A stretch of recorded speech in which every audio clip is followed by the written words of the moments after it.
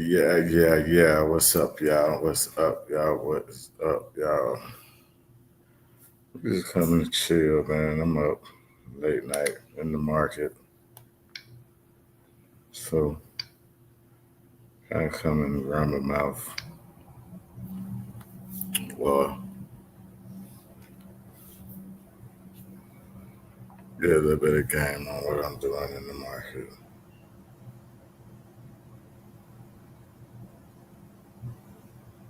Definitely,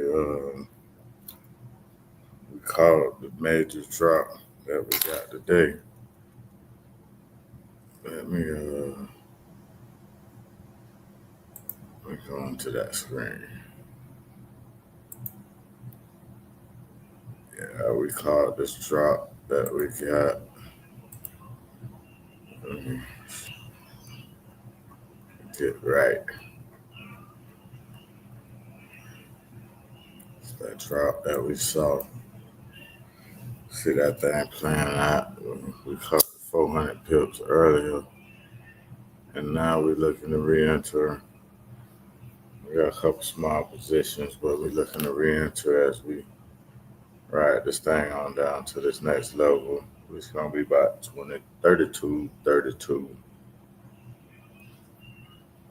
and then on down to 3,100 or something. Yeah, I definitely think it's going down now. I definitely do. Let me go back to this lower time frame.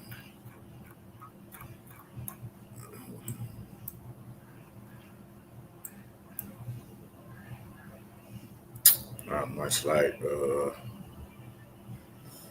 gonna leave it right here. It's 3 minute chart. Squeeze it down. I'm generally looking for it to push up, maybe to 3,300 again, a little bit over it before it start on its way on down, which we're gonna see shortly. I like to get in around this time, man, and just get my grind on. Start spending a lot more time on the channel doing this. This what I'm most productive at. So it's probably gonna be my best way of helping anybody do anything. You know,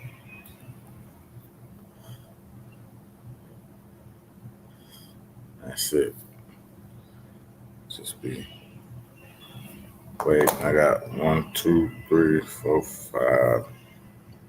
five trades between two accounts I'm trading right now. And basically, I already had one of these accounts I was trading, and I started another small account just for this purpose right here, for me to get in the market with people, and we actually take and grow these little accounts. This account I started with $100, I think.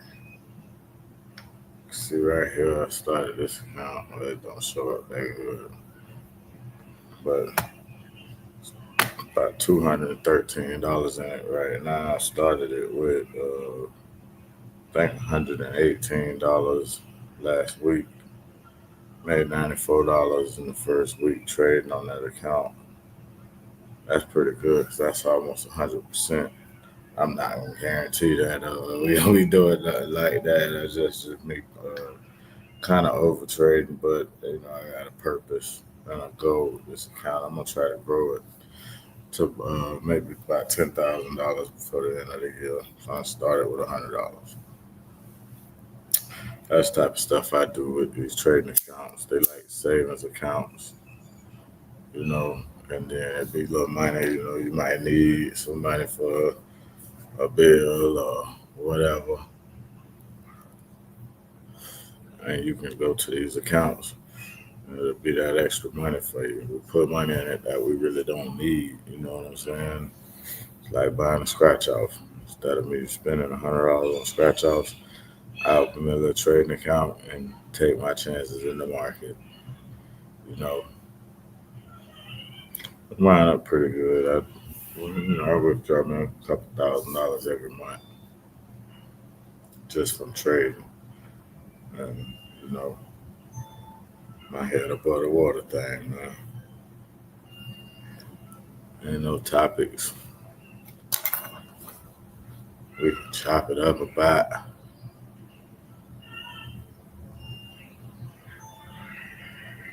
Uh, we basically sitting waiting for this drop to happen. The market to start moving around 1:30, 2 o'clock in the morning.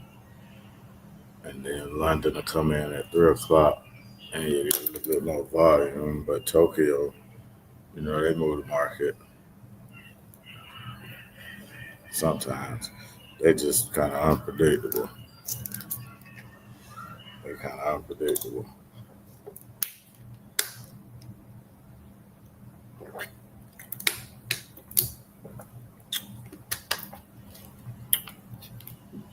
Switch it up, man. Take this off the screen. Chop it up by itself, man. Live, up, trading. Oh man, I know what I can talk about, man. Miami Kingpin's documentary, man. Listen, man. Listen. It's probably one of the best documentaries I've seen. It's it's 3 series. The way it's set up, like season 1 is 3 series to it, which is 3 documentaries you actually get for the money, and it's just a mix up of Burt, convertible Burt, world famous convertible Burt. My bad. Shout out to the homeboy, Bo Diddley, and Boss Man, and they telling the story of the Miami boys and how they did their thing, in the late 70s and 80s going into the 90s with that whole thing Reagan and them had them put together, Nicaragua Contra thing. It started and sprung off in Miami. It actually sprung out much earlier than then. Like I was telling y'all when I did the story on Charlie Williams, and I spoke on the Trafficante crime family, which is the Florida mafia family. Man, I'm telling you, they was the ones that set up and did the negotiations with the U.S. government, to traffic these narcotics into the country and fund different things. This whole thing started in Miami with basically what happened was this: you had the mafia had a stronghold in Cuba, right, from the 1800s all the way up through the 60s, 70s, 30s, all that, and they was trafficking narcotics from Asia, France, the French Connection, and South America. So all of the narcotic trafficking in this country was introduced by pretty much the Italian mafia. Wasn't no black people, man. Wasn't no black people moving no dope internationally and all that. It just wasn't happening. We got to remember, man, we're dealing with just out of supposed slavery in 1865, and then by the 1900s, morphine was the addictive drug of choice, and you had Bayer, the company Bayer that made the aspirin, right? Bayer is the company that actually gave the opiate the name heroin in this new form that they had concocted in France, right? Where they had this pure white dog food, right? So um, the mafia was the ones that set up these networks, right? From the late 1800s all the way up to, the 30s. You had this family in Florida. The name was the Antinori family, right? It was a guy named Ignacio Antinori. This was the United States' first drug kingpin. He was based in Tampa, Florida. And they was the ones that actually set up going from uh, uh, Asia to France to Cuba with the boy, and then they would come from South America to Cuba and to Miami with the girl, right? And that's what struck off Miami. What struck Miami off was the the Tampa crime family, right, or the La Cosa Nostra, the Trafficante family, right. By the time we get into the 50s and the 60s, you got to do by the name of Santo Trafficante Jr. That was probably the biggest narcotics trafficker in the world at the time, right? Because he had complete control of what's known as French Connection, uh, and they was the ones that was moving the girl, the uh, the bricks, right? So, and the 60s, the 50s, and the 60s, the United States government started having beef with Cuba because Castro came into power. But prior to that, the the, the, the mafia had Cuba as a stronghold. They was running casinos over there, and that's where they was bringing all of the work through. It would land in Cuba, and then it could be shipped into the United States easier through Miami, and then it would make its way up Miami and all the way to the different families in Costa Nostra, New York families, Kansas City, St. Louis, and all of that. The family that was supplying all of these other families was the Tampa family, the Trafficante families. The records speak for themselves, and this ain't boosting or boasting about that. We just talking about is we gotta understand how it got to where it got. And the only way we're gonna do that is by studying and understanding the history behind this. Right. So that's why these documentaries are important. I be seeing a dude I kinda got in my feelings about it because he was on social media, you know how it go, but he was speaking on the homeboys dropping their documentary, and he was talking about they don't got nothing, and they got to get on podcasts to try to make money and all this, but he on TikTok every day trying to make money. That's the game now, man. The game is social media, man, and views. That's what it is, man. And this the way that if you do got product, to sell it. So he was hating on that, but the reason is, okay, for us to understand this whole thing with Kennedy going against Cuba and Castro and all of that, what happened was the CIA had been working with this organized crime or whatever you want to call it, or the mob, whatever. But they started working with them, and when Castro, when he got in power, it messed everything up, right? So now they had to find a new way to get these narcotics that they was going in these other countries and bringing back. They had to find a new way to get it into the country. So they came up with this Nicaragua Contra thing where they felt, or they started to invest in these rebels or whatever, in Nicaragua, and they was basically the guerrillas that they used to protect they dope, and secure, keep a way to get that thing in the country.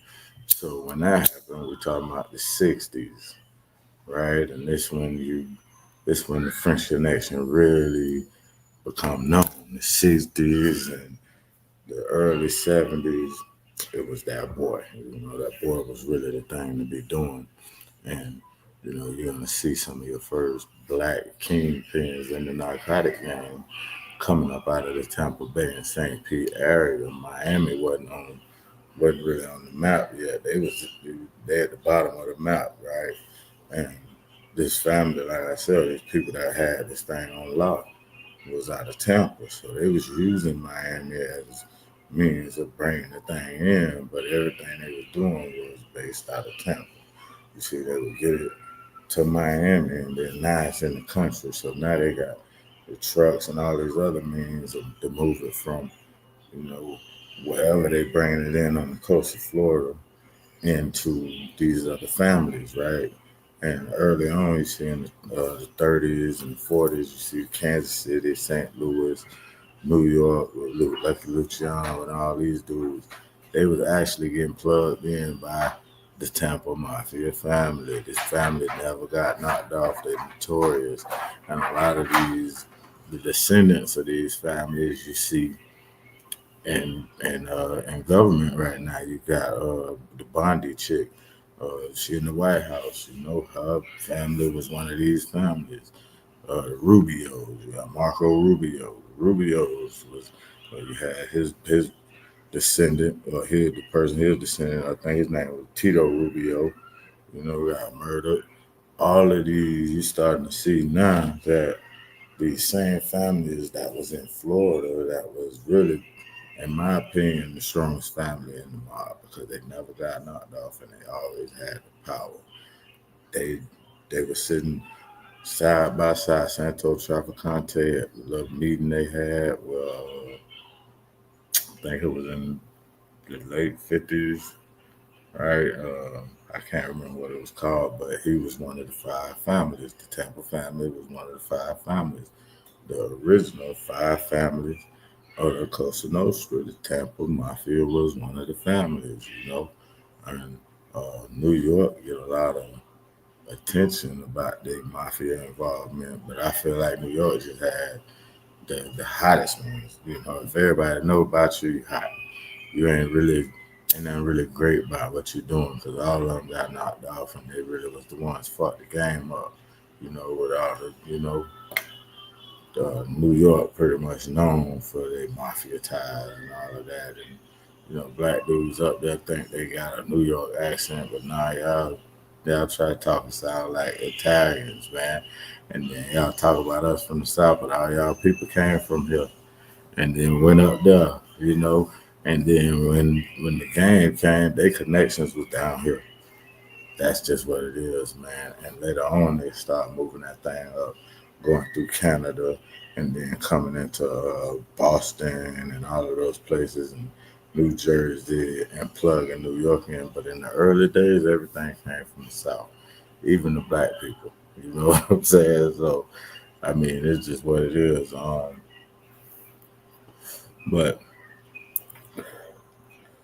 these documentaries and these stories are important because, like, you think it's glory in this, man. We ain't. A lot of these dudes, man, like this past one, though, this one that's popping right now, man. Bert did what I think 27 years. Boss Man did 30 something. Bo Diddley did 30 something. And then, man, shout out to Bo Diddley. We all know he right back in there. Got out here, man. And, it wasn't like he thought it was. And the money ain't easy to get out here. So a lot of people think it is, and you slip and fall back in to them old ways because you want to live that lifestyle, man. But you know, humble ain't the word. You got to just grow up and be a man, man. I understand it's a real world out here, and if you want to have it like that, man, and be able to enjoy it, you got to just work for it, man. You got to just work for it, man. Let's go back in this and check this out, see what's going on. Cause in the market. All right, that thing popped up and picked up my last trade at my highest level that I expected this thing to go to. So we definitely hopefully gonna be in the money, you know. And we don't, when we're not claiming to be perfect and never lose and all that other stupid shit people are doing. Nah, we ain't doing that. We keep it real. If we wrong, we just was wrong. We regroup, get it right, and come back and recover. You know. But yeah, we doing all right. I can tell you that off the stage. Man, if you ain't seen it, man, uh, get it, man. It's on everywhere where it's streaming, man. Amazon, you name it, man. It's there Prime, and it's a good documentary, man. I ain't gonna give none of it. I ain't gonna give it all, man. Go, man, support the homeboys, man, and it ain't a lot, man. You spend $20 on McDonald's tomorrow, man. Spend that money, man. Support the homeboys, man. I just wanted to tap in right quick, man. See if I can get some people to chat with me or something. when we get there. When we get there, we gonna be here. I'm gonna start thinking about doing Tuesdays, Wednesdays, and Thursdays subscription where you can join me in the market, man. I give you these positions, man, and y'all get, you know, I can't tell you what to do. I ain't no financial advisor. I am none of that, right? But I can show you what I'm doing, how I get money. And if you choose to do it, you just might get some money like I get some money, man. But I'm definitely gonna let you know this type of work you got to put in. You got to be prepared to find your time and when it's right for you to be in the market. And I think you'll be all right, man. I know my times to get in and get out, so that's when I do it. I get in, get whatever I can get, and get out, just like on the block. That's it, man. I just came to chop it up for a few minutes, man. Give my thoughts on what's going on in this market, and just like we called it, price drop down. Probably gonna get it to come back up and test this trend, and then we're gonna get it falling down to the other level. If it break our trend, then we know we gotta regroup and start buying. That's it, man. It's DP, man. I'm streaming this to both channels, man. The Kingpin Chronicles, man. Subscribe. We got hot content, man. Interviews coming, man. We working, getting everything prepared. Take time to put this stuff together, man. Especially when you got other stuff that you got going on and you gotta squeeze in for time. And studio way in a whole nother town. It's out far from where I'm at. My partner over there, he live over there, but I have to drive like an hour and a half over there. So right now it's summertime. I got my boys at home, so I just decided to just spend a little bit more time with them. If I need to make some content that bad, I'll post up right here my little personal little work face at the crib. But that's it, man. I'm DP, man. Trade War Chest and the Kingpin Chronicles, man. Like the video, share it to somebody, man. That is a little bit of help, might be what they need in their life, man. And catch me on the next one. I'm out.